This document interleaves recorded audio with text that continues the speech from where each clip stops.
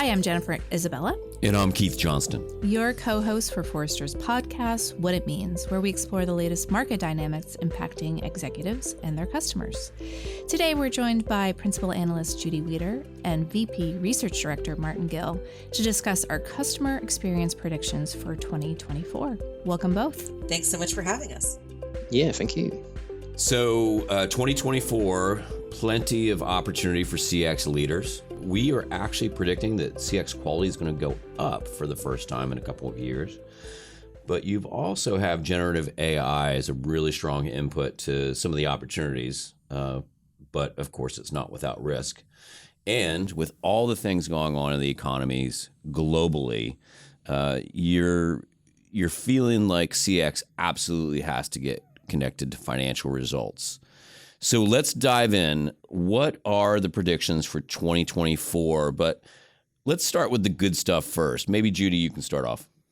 So definitely a piece of good news. We predict that in 2024, we will see global customer experience quality rise for the first time in 3 years. And it will be lovely, a lovely sight to see, assuming that comes to pass. And so when we think about why would we feel bullish after a couple years of declines, honestly, GenAI is a key piece of this. So if we look at what's driving customer experience and we think about our CX index as one of the ways to understand this, one of the top drivers across every single industry, across every single country that we look into, customer service. And what's going to help us with customer service? GenAI. That's one of the best ways to use it. And we see companies already starting to do that.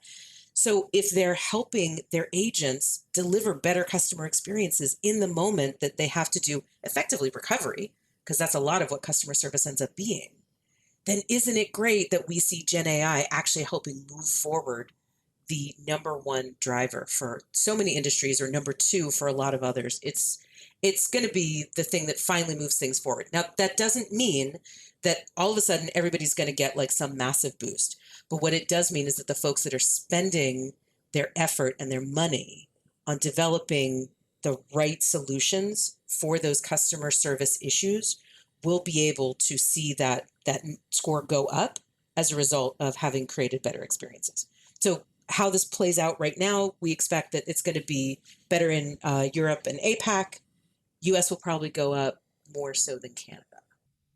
So let's talk about that. Martin, what are the nuances between the United States, just North America in general, and what may be going on in Europe? Well, in Europe, we didn't see as much of a decline over the last few years as I think you've seen in the US in terms of our CX index results. We saw what we call a stagnation for the last 2 years. And obviously it varies by country. France and Spain saw a big decline and are seeing a strong recovery right now. So we predict that's going to continue. The UK has remained fairly steady. We're seeing an increasing gap in the UK between challenger brands like the challenger banks, First Direct, Monzo, Starling, etc. They're increasingly putting more and more distance between themselves and the competition. So I think what we see is this kind of, maybe it's complacency, maybe it's the need to be all things to all people for big, more kind of global brands, more brands that serve a wider customer base, whereas brands that specialize, like the challenger banks, for instance, that have a much more niche customer, maybe serving millennials, maybe serving customers with much more defined financial needs, they're able to create more differentiation. So I think, to go back to Judy's point, if you're leaning into that kind of space, generative AI, that kind of technology can really start to make a difference in those experiences. So for CX quality to go up, obviously, we have the CX index and we look at the drivers. We've mentioned GenAI a couple of times. How can GenAI affect what drivers that will make this change? So there's AI and then there's GenAI. We think about AI, which I haven't mentioned yet, but I think I need to. The folks that are running, say, CX or voice of the customer programs, or who are really digging into insights, using AI to uncover what's actually behind the customer experience issues that they're seeing and help them identify the things that they need to fix faster and with more clarity. That's already happening, and I suspect that we'll probably see more of that continuing to happen as it gets incorporated into more and more tools. Then the Gen AI piece is not necessarily as much on the customer facing. That's coming, but certainly on that behind the scenes. And so that's why I was talking about customer service, finding ways to augment the experience that, say, a contact center agent would be having right now to give them information just in time and also source it. So I've seen a couple of examples of this as I've been going around and looking at some of the cool things that consulting firms are doing right now. They're finding ways to serve up information to a contact center agent in the moment that they're answering a question for a particular customer, but sourcing it to the original location, say knowledge base article, where that thing came from, so that not only can that agent see, okay, this is exactly what I need to tell this person, but also here's where it came from, and start to build their own personal understanding and connection with that material. So it's just going to make customer service better. And because customer service is the number one driver category for many industries, or number two for the rest, it stands to reason that your customer experience index will reflect the fact that your customer experience is better because your customer service is working out better. And Gen AI is going to be one of those things that's feeding all that information across this massive corpus of information and knowledge that you have within an organization. So that's probably like the number one use case that we're already seeing emerging and that we expect that most folks are going to be doubling down on. But Judy, you kind of alluded to this before. It's not just going to be that use case, though. Gen AI won't stay behind the scenes forever, right? We will have consumers interacting with a Gen AI tool potentially, and them not knowing it or enjoying that experience, or that may be impacting the customer experience as well. That will absolutely happen. And I mean, to a certain extent, we're already seeing it happening now. If you want to, say, book a trip through Expedia, they're touting the fact that they have their own GPT that you can use to help you identify that perfect location for your next vacation. So there's already customer-facing applications happening. But the question is, are those customer-facing applications touching the things that need to be fixed the most, that are the most impactful for what we would consider the customer's experience right now, right? The reason that customer service is so important is because it's where you go when everything else has failed you along the way. So we have to focus on customer service first because we need to fix the thing that's the key driver, the biggest driver. And if you're fixing your number one, your number two driver of your customer experience score, your measurement that you're using, you're probably going to see overall that you're raising the tide on everything else. And that driver word's really critical. So our data shows that more than a third of CX leaders can't map the operational drivers of CX to their customers' perceptions of the experience they're delivering. So there's a gap there, an analytical gap between what are you delivering and does it actually make a quality difference to what you deliver for your customers. So before you even start by thinking, hey, we can throw a generative AI at XYZ, you've got to understand that model and you've got to understand what actually drives experience quality for your industry. Probably customer service, but probably a bunch of other things as well. So this is all what's behind the call that you've made, that basically half of global firms will experiment with Gen AI, particularly customer facing. But there's also some risks. What are some of the things in 2024 that you worry about with so many firms jumping into this? I mean, privacy stands out. I can't do a podcast without talking about privacy, because my team is, particularly being European, we have a lot of laws cover that. But it is a huge risk. We have other reports looking at the risks in terms of like bias against segments, about transparency, etc. But privacy, particularly if you're trading under GDPR covered or California data protection laws, there are three critical places where we can introduce privacy risks: in the data model itself. So ask your vendors, how is your model being trained? In the information you're feeding into it, what are you training it on? Don't put personal identified information into that thing, customer information, employee information, but also in the output of the model. So there is a potential that GenAI can create content based on what you fed it that would breach people's privacy information. For instance, if you're training it on internal employee data to present profiles of employees out on the internet, to say, hey, Judy, she's an analyst at Forrester, she has all of these skills, and suddenly GenAI works out a whole bunch of personal information about Judy because it's sitting in a HR database back on Workday or wherever we keep it. There's risks there.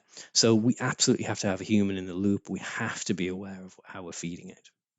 Yeah. There's also the risk of what we've termed coherent nonsense. You also hear it as hallucination or bias, where the Gen AI may just not create something that's real. I mean, we see cases of attorneys presenting legal precedent that never existed, folks giving book reports or asking authors about material that they never wrote.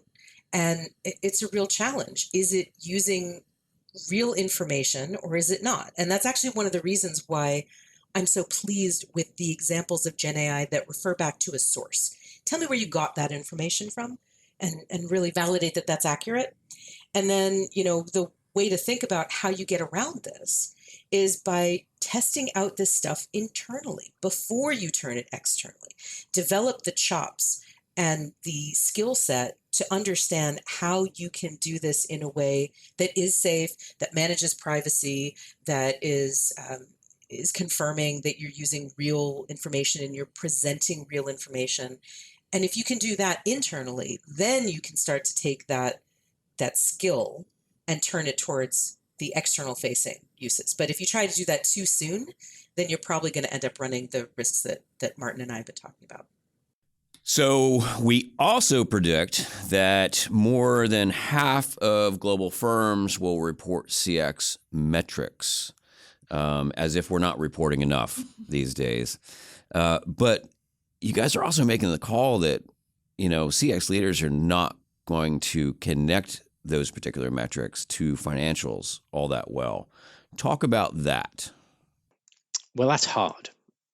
First of all, so let's not dumb these people down and That's say, a baseline. You guys suck because you're not reporting metrics. It's really difficult, but we're saying about 5%. Well, we stand by that because I think in the clients I talked to, it's about 5%. We did a event last year in London for our predictions last year, and we asked the room. We had about 30 people in the room. How many of you can actually literally tell us one point of NPS equals X dollars, X pounds on the bottom line? One person puts their hand up. It's not many firms can do it. So there's our baseline. It's hard. Yeah, it's super hard. When we look at the annual reports and the shareholder documents that get released, and we see NPS or CSAT or other customer related metrics getting reported, we see more of that happening, which is great, but we don't see a corresponding rise in, and this is what it's helping us do financially, to Martin's point. Or if it's posted, it's described in such vague language as to make it clear that it doesn't pass the scratch test. So if an executive were to say, oh, this sounds great, so our customer experience metrics are going up, so then how much more money are we making as a result? Or how many more clients are we retaining, or something like that? If they were to scratch the surface of it, you can already hear the CX leader getting really nervous about not being able to explain it. And so that's a really big problem, because at some point, shareholders are going to go from saying, yes, we expect that you're going to be talking about CX, to we expect that you're going to be explaining the value of this thing, because if you're asking us for more money to be able to improve it, you have to be able to justify it. And that's a threshold that CX leaders need to cross. They need to get comfortable with doing the math. Frankly, if you can't do the math, go make friends with your CFO. Come at them, spreadsheet first, and say, I'm trying to do this and I'm having trouble with it. Can you please help me? And whenever you come to a CFO and you say, I'm trying to put something in financial terms, more often than not, they're going to say, yes, I have somebody who can help you with that, because that's what they're looking for too. So this is a problem that is absolutely solvable. It's not easy, but it's solvable. And right now, there are just not enough firms that we expect that are going to be solving it in the new year. I go back to where we started from in this conversation as well, which is the driver word and the causality or the correlation. But yeah, NPS went up, great. But what are you actually measuring? Are you measuring a relationship? Are you measuring touch point? Are you measuring journey? We have a whole measurement framework which has 9 boxes in it. And whenever we show clients the 9-box model, they generally scratch their head and say, "Yeah, we can fill in about 3 of those boxes." So be really conscious about, if you're reporting on NPS, where is it in the relationship? Is it relationship? Is it about a journey? Is it about a certain product? Is it about the overall brand? And then when you know that, I think Judy's absolutely right. Work with your financial teams to work out, what does a 1-point improvement in NPS give on this product for this customer segment, rather than just reporting a number and saying, "Hey, it's gone up, fantastic." Seems to me like this would be pretty difficult to tie to the financials. Yeah, and what we're hoping and what we're leaning into with NPS is there's a causal relationship between, or at least a probable relationship between the fact that someone's willing to recommend your brand and they're going to spend more money with you. But we need to go a bit deeper and work out how much more money are they going to advocate for you. Are you going to retain them as a customer? I think increasingly we're seeing equations, calculations, whatever, like customer lifetime value being much more valuable in this context, because they're the language the financial team speaks, and you can actually make future predictions off the back of them. Yeah, and I think that the big deal for me, and this is a conversation I've had with a lot of CX leaders, is that when we talk about CX metrics, we focus on the what, we need to focus on the why. It doesn't matter if you have an NPS or a CSAT or whatever, of 76 versus 36, if you don't know why you have that.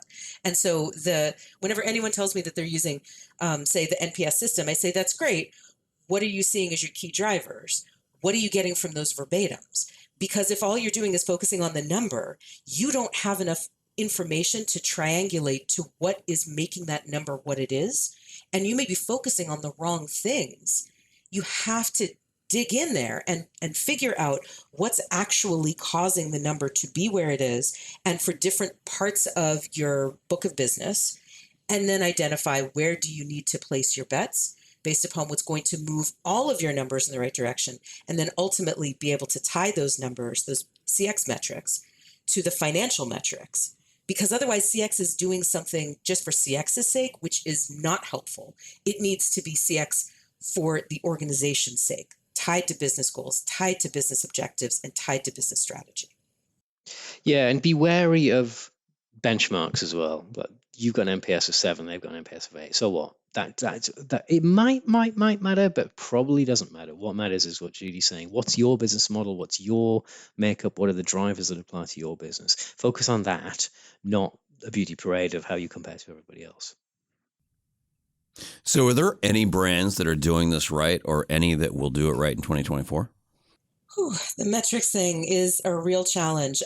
We've seen that some folks, like, say, United Health Group, they've been reporting NPS for years. And so they have been able to prove the connection. They don't publish it, but they've been able to prove the connection. There's some of the firms that we've seen doing it. Apple talks about these things together as well, but you have to dig for it. It's not immediately evident. I believe theirs was like buried in their sustainability report. So I wish I could point to 1 or 2 exemplars and say, these are the people who are absolutely doing it perfectly. Nobody's doing it perfectly. I think they're sort of setting this cautious model out there. And what I want to see is somebody being bold in the new year.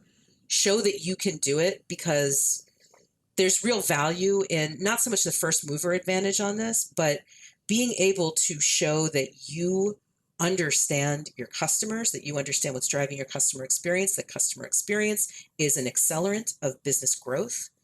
And if you do that, you're automatically out ahead of everybody else. You'll have everyone scrambling to try and figure out the math.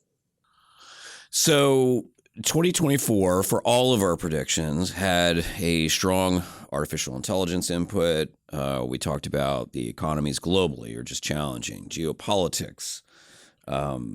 There's a lot of elections, not just in the U.S., but around the world, that are going to happen. CX, or customer experience overall, might not seem like the thing to focus on in 2024, but maybe it is. Is there anything that was left on the cutting room floor that either of you think may come out of nowhere in 2024? So yes, one of the things that got left on the cutting room floor has to do with the CX leader themselves. And there were a couple different angles on this, but ultimately what it comes down to is that we have seen in our State of CX Teams data for 2023, which will be published shortly, that the remit of the CX function is expanding, which is great, but the CX team size is not expanding commensurate with that increase in remit. And so what that means is that these CX leaders are getting stretched very, very thin. They're effectively victims of their own success. And so they're drowning in work. But they may also be getting pulled into things that they don't necessarily need to be on. And so the effectiveness of their team is getting diluted, which then comes back to, are you working on the right things? And, this one just didn't make it into the report, mostly because we always think about how we can quantify it. And this one was a little bit trickier to quantify. But I know, Martin, you have some very strong feelings about working on the right things. Well, yeah, and I'm going to go back to the same driver's comment, really. That all of this comes back to A, understanding what's causal in your organization, and B, making it actionable. One of the biggest challenges, well, the challenge we put down last year for CX EMEA when we stood on the main stage, when I stood on the main stage, was, do you want to be the measurement team or do you want to be the transformation team? There's a ton of teams out there that kind of can report NPS, can report sentiment, can report voice of the customer, can tell you what people are thinking, can't tell you what to do about it. If you can take that step, and I think everything we've talked about throughout this podcast, it's all been about getting to doing things, steering your business to do the things that make a difference to the customer experience. So if you can occupy that space and you can prioritize what's going to make a difference, where should we prioritize our action, what's going to give us the biggest bang for our buck, and it's measurable, we can show the ROI, we can show it's going to have impact. That's the space I think people need to be in, because that's inhabiting that space. Last year, we made a prediction that, I can't remember what we said, but X number of teams can't show the value of CX and will go out of business. They'll just get fired.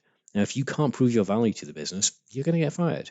So for me, get into that space of being the drivers of change rather than the reporters of how dissatisfied your customers are. Is this year going to be meaningfully different, though? Is this not every year? It's many yes years. And no. Yes.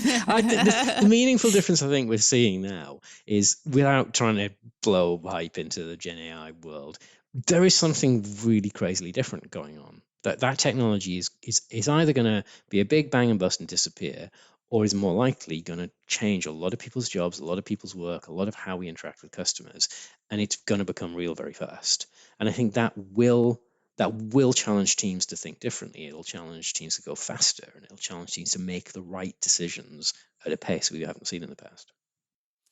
Well, very interesting, and that's probably a podcast in itself, the transformation. I mean, we just had a forecast come out that we haven't quite published yet about more than half of financial services and insurance, literally the jobs being transformed or going away, half of them by 2030. So I have to think that CX is going to be a huge portion of the jobs that are going to be impacted there, for sure. Yeah, I mean, I'm in the middle of doing interviews for a very large stream of research around where CX should sit within an organization.